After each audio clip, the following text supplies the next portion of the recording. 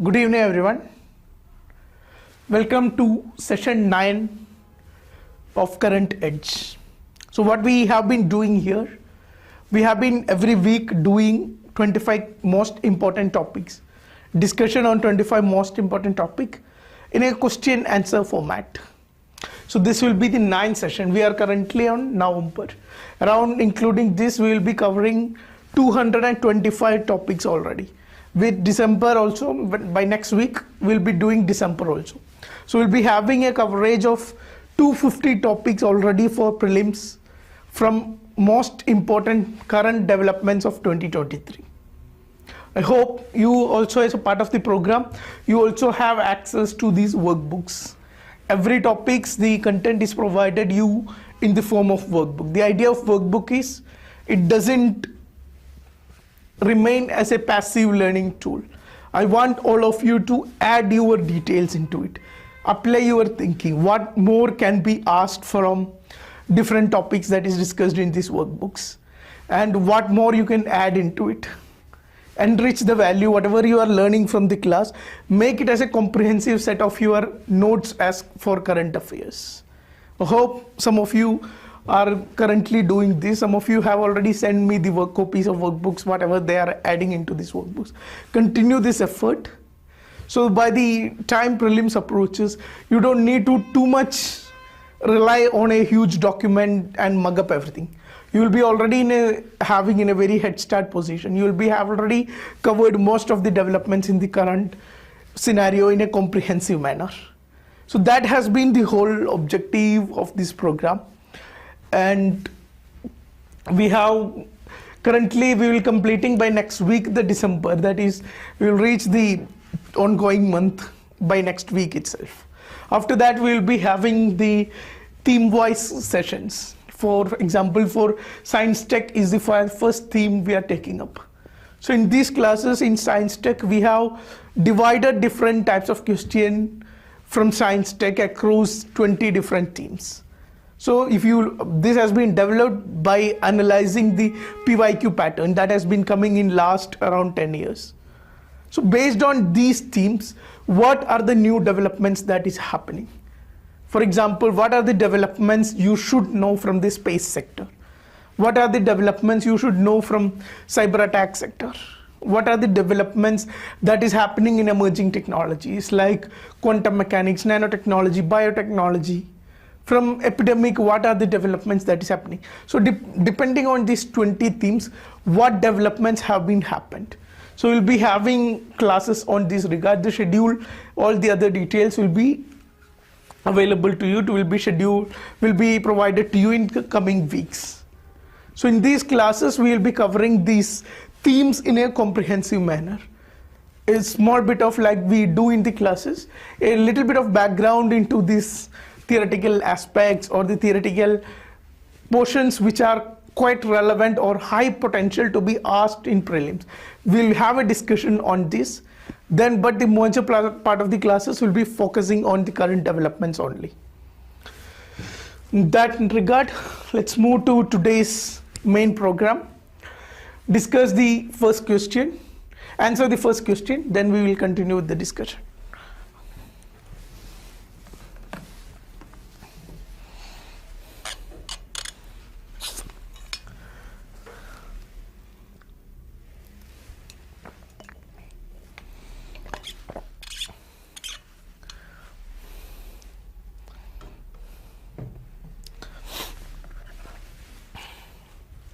Yeah, so this is location based question. Every year you get one or two from India as well as from the abroad, specific locations that has been in use.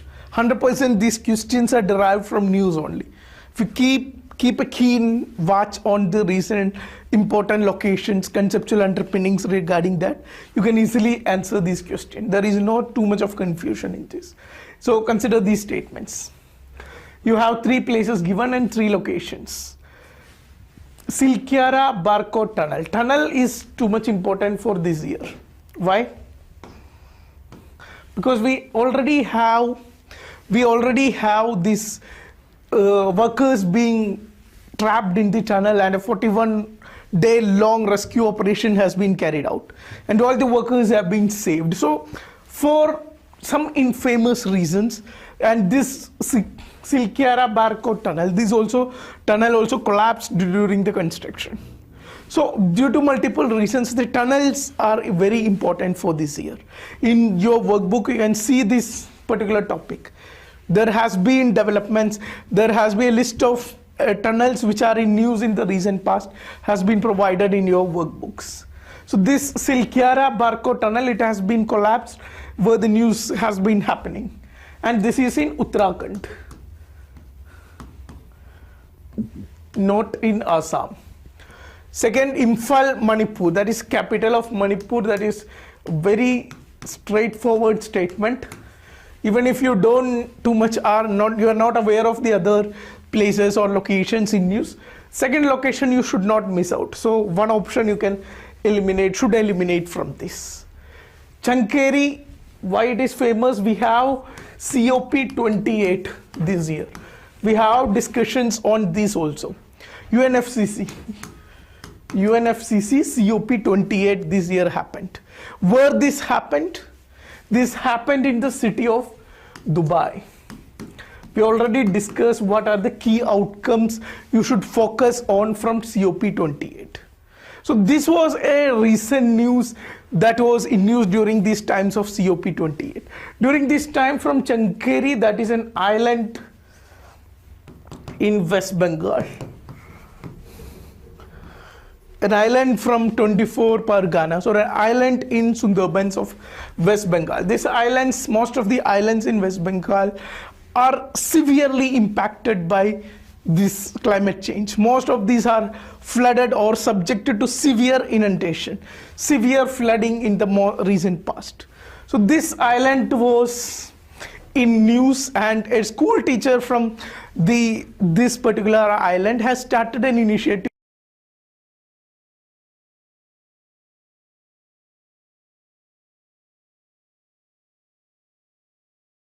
spread awareness on climate change on this particular locality.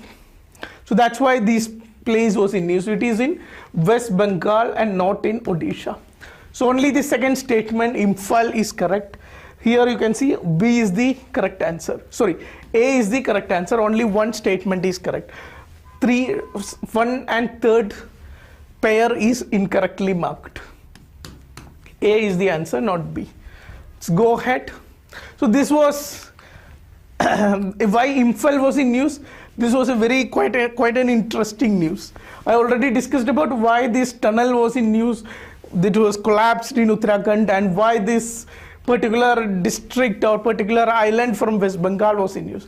Why Infel was in news was one of very curious news, because a unidentified flying object, UFO, this has been detected, or this has been photographed by certain cameras from Infel.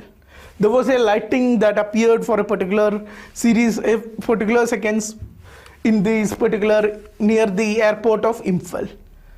And there are certain lot of theories going on. People claiming this is a part of UFO, this is a part of alien or something unknown species or unknown elements coming into Earth. But there is always a security risk associated with these kind of developments, and Indian Air Force has implemented or gone with the Rafale and so much of other fighter jets to get data or information on what exactly this has been. And for other reasons also, Infel, Manipur, most of these areas are always in news. Let's go. These are the list of tunnels. Atal Tunnel, this is in Himachal Pradesh. Spiti Valley, Lahore Spiti Valley, it's completed 3 years of service this year. Chenab Rail Tunnel, this is become India's longest tunnel at 11.5 kilometers. It is a strategic link between Kashmir and rest of India. It is still under construction. Expected completion date is December 2025. Earlier it was June 2025. It has been recently in this month extended to December 2025. Let's see what, go to the next important question. Question number 2 on Sangha Deer. Answer this question, then we will continue our discussion.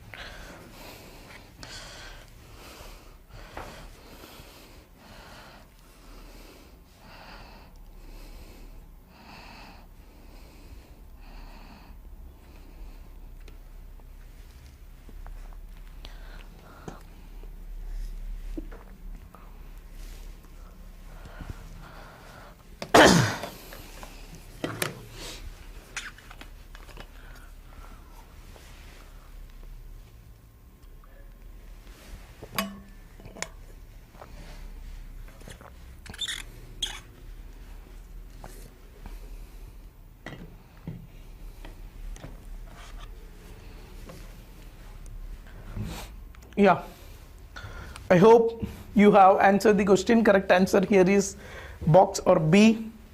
Let's read the question. With reference to Sankai deer, consider the following statement. Very common topic. If you have read any of the environment book religiously, you might have come across the Sankai deer. Where it is again a deer from Manipur. Let's read the statement associated with this. It is endemic to Manipur. Very correct statement. So none option cannot be the answer. Anyway, it is not even listed in the options. It is categorized as endangered by IUCN. Now here you need a particular knowledge. Here you need specific information associated with this. Recently this is less than 250 species and it has been categorized as endangered only. Second statement is also correct. Only one cannot be your answer. Namdapha National Park is home to Sankai deer. What is home to Sankai deer? That is Loktak Lake. In Loktak Lake there is Kibul Lamjao National Park, or this island. In this Kibul Lamjao island is the home to this Sankai deer. Namdapha National Park, if you can remember, this is from not even in Manipur, it is from Arunachal Pradesh. So at least you can connect with this knowledge. It is in Arunachal Pradesh and not in Manipur. You could have easily eliminated the third option. So one of the option is absolutely wrong. All four again cannot be the answer. Only two, only three, that is the two options that is left with you. It is listed in Schedule 2 of Indian Wildlife Protection Act 1972. Now when we speak about Sankai deer, why it is also called as dancing deer. Different names it is being called. Why it is being so famous? Because it is formed inside it is seen inside a river island. And this particular river island is the only place you can see Sankai deer in its natural habitat. So this makes this deer so much special. This makes this deer so much special as much as so much vulnerable. So whenever there is flooding, whenever there is climate change or degradation or habitat change associated with this particular island, the habitat of Sankai deer is being threatened. So Schedule 2, it might possibly, you can guess even also, it might be given highest considering its particular position. That's why you are always come across Sankai deer in your environment books. So, but considering its importance, it might be given highest level of protection under Wildlife Protection Act. And highest level of protection is Scheduled 1 protection. So the third option is incorrect. So two options are only correct. Correct answer here will be box. The same information is given here. Recently a modernization, hydro project modernization has been proposed by the center, and the state government of Manipur is opposing this, considering the project will be a threat to the Sankai deer and its habitat. These are the other information. This is the scientific name of Sankai deer. You can read it from here. Rucurvus LDLD, or it is endemic to Manipur. It is also called as dancing deer. It is confined to the biomass of Kibul Lamjao National Park. That is the River Island National Park, or River Island now, or inside a lake you can call it, inside the lake of Loktak Lake. Sankai deer is endangered as per IUCN Red List, and less than 250 mature species only exist today. It is protected under Scheduled 1 of the Indian Wildlife Act, which means it has highest level of protection. It has highest level of protection which is equivalent with tiger and many other species. It is state animal of Manipur and has high cultural significance. Kibul Lamjao National Forest faces threats like habitat loss, poaching. What is poaching means? Attacking of animals, invasive weeds which endanger Sankai. So here you can see the map of Manipur. Here you can see the capital city of Infel. This is the Loktak Lake, and here you can see the Kibul Lamjao National Park. And whenever we have told this before also, whenever you are coming across any location based question, especially in northeast or in southern parts of India, there is multiple series of questions that is asked in previous years from the locations in northeast or from southern India. So whenever you are coming across any species from these locations, or any national parks, any wildlife sanctuaries, any tiger reserve, any biosphere reserve, anything from these areas are quite important. This is a map which shows almost every protected areas across different states in northeast India. So go through this map. It is not like you should by heart everything. It is at least those locations which are in news, at least those locations which are quite important, you should be well aware of. You should not miss out on this key critical information. Especially today, you are not getting those questions like earlier times where you have a particular knowledge and you can eliminate and get the answer. Today you need to know the very specific information, so that how many of the statements is correct from the above. If you have to answer these kind of questions, you need to have factual information on each and every particular fact that is listed in this question. So go through this map religiously. It is also provided in your workbooks. Go through it religiously. You should be well aware. You should not missing out major national parks in any of the northeast or other parts of state, especially the southern part of India. Let's go ahead, answer the third question. Then we will continue the discussion.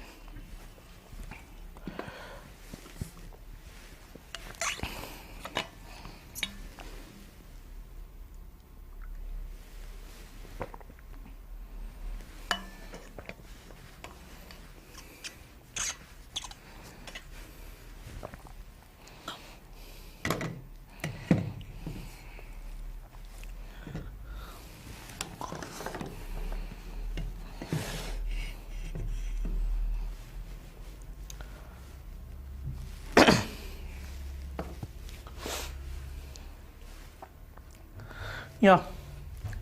So what was the news? No sitting on lawmaking. Supreme Court says governor must act on bills. In so many states, you can see there is severe conflict that is happening between governors as well as the state governments. In Kerala, you can see there was mass protest by different student organizations against the governor. In Punjab, you can see there was protest. This particular case was related to Punjab. In many states, in Tamil Nadu also, you can see similar developments, especially in every state where opposition party or center and state are different party, different coalitions in power. You can see some clashes happening between governor and the particular state government. And even state government are non-hesitant to take this matter to Supreme Court. Even Kerala government recently has filed the case against governor for indefinitely sitting over particular bills. And the response of the governor was again reactionary. When this case was filed by the state government, altogether government had sent all these bills into this assent of the president.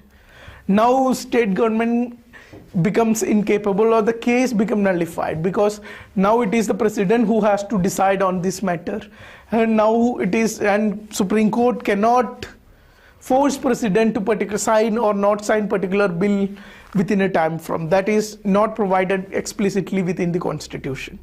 So these conflict, these constitutional debates are continuously happening. Let's understand what is the question.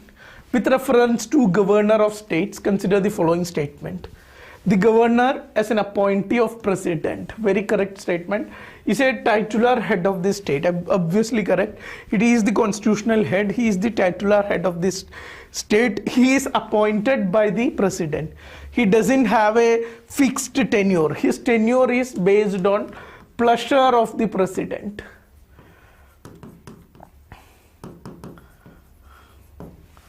The governor always acts on aid and advice of Council of Ministers. Even though this statement is in generally correct, always is giving some kind of technicality to this. Governor, as you know, as I even told in these recent developments, governor does have some discretionary powers. And when is these discretionary powers applicable? In different states, whether a bill should be given to president for his assent or not. This decision is the governor should take without considering the Council of Ministers. This is a discretionary power available with the governor. Similarly, when there is no party is having majority in the particular, after a particular election in the state, if no party is having absolute majority, governor can call XYZ member of the party to form the government, and after taking oath as the chief minister, he need to prove his majority in the legislature of the state. So in this case also, even though there are certain practices that should be upheld, certain values that should be upheld, like highest majority party should get preference, highest majority coalition formed before election should get preference, then after election coalition should get preference, even though different commissions like Punchi Commission, second ARC Commission, these commissions have different recommendations, but still there is no clear rules and regulations how governor should act. So far it is also a part of a discretionary, considered as a part of discretionary powers of the president, governor. So always makes this statement correct, but if there is no always, this statement is in generally correct. The governor should act on the basis of aid and advice of Council of Ministers, but he has some certain powers, he has some level of discretion in conducting certain administrative powers. The power to take decisions affecting governance of the state or nation is essentially entrusted to the elected arm of the state. This is basics of democracy. If what is one of the greatest criticism raised by many of the states against the office of governor, especially when governor starts acting on his own, governors start acting, taking decisions on his own, taking decisions that are contrary to the aid and advice of Council of Ministers. In all this context, what is happening? The argument of the state government is, it is the democracy that is being compromised, because governor is not an elected entity or an elected office. Governor is being appointed, selected as an appointee of the central government or an appointee of the president.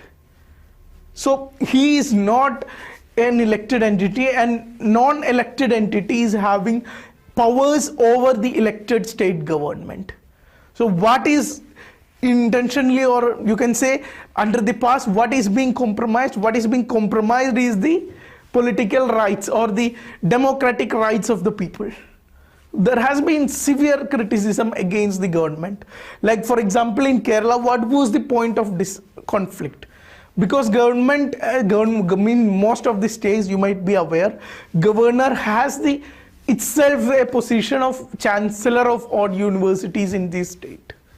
Now, as a chancellor, he has powers like appointing certain persons into the Senate and other particular areas for a particular period in during his tenure.